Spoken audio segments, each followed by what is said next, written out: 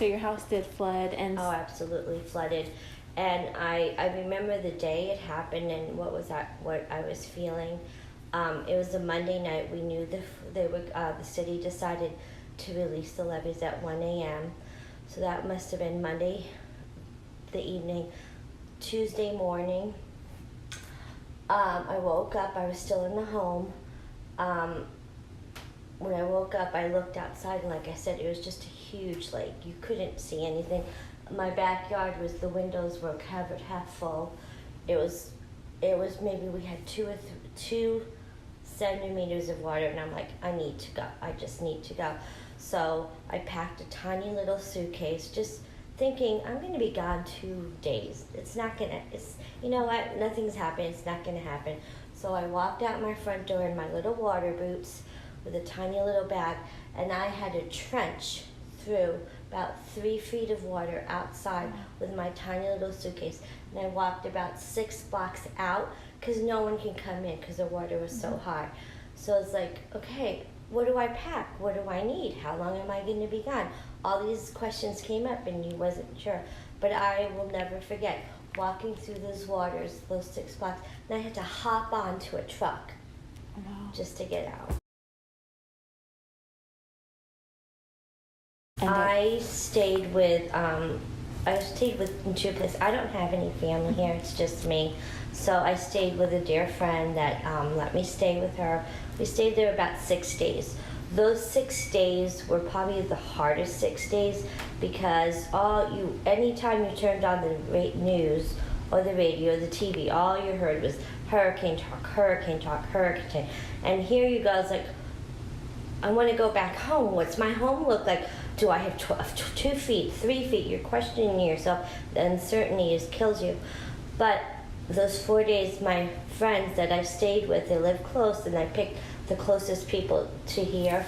But I stayed in a tiny little room, and it was their like spare room, and there was just wall-to-wall boxes, and they had a mattress for me, and I couldn't sleep all night, the whole day. You just couldn't sleep. I had to go to the doctors because I got a panic attack, and they had to give me some panic medicine, anxiety medicine, and some codeine stuff to help me sleep because I just wasn't sleeping because the unknown.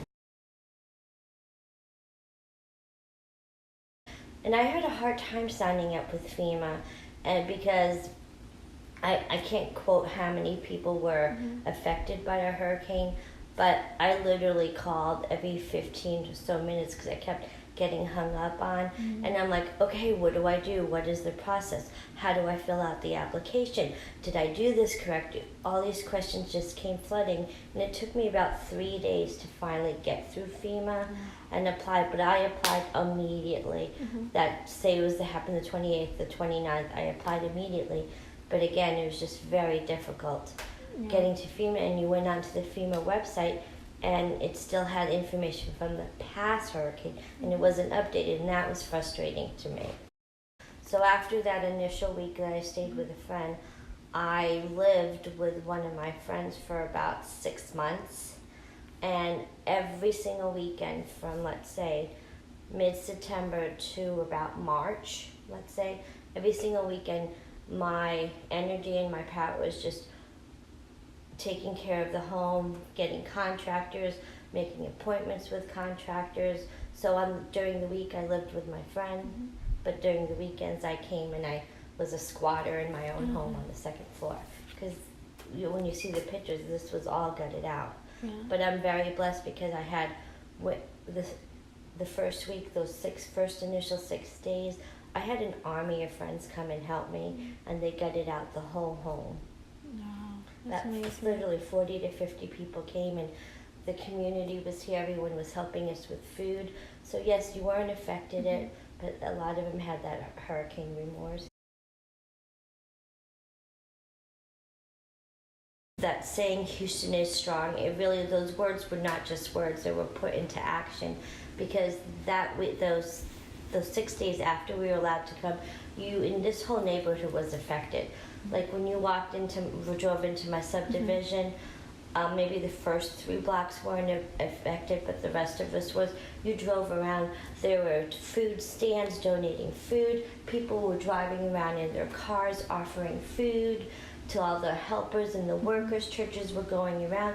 Do you need help with sheetrock?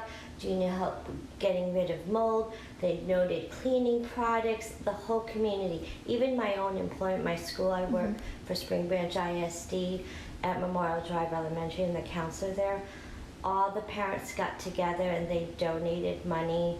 We had 5 different teachers affected by Harvey, including myself.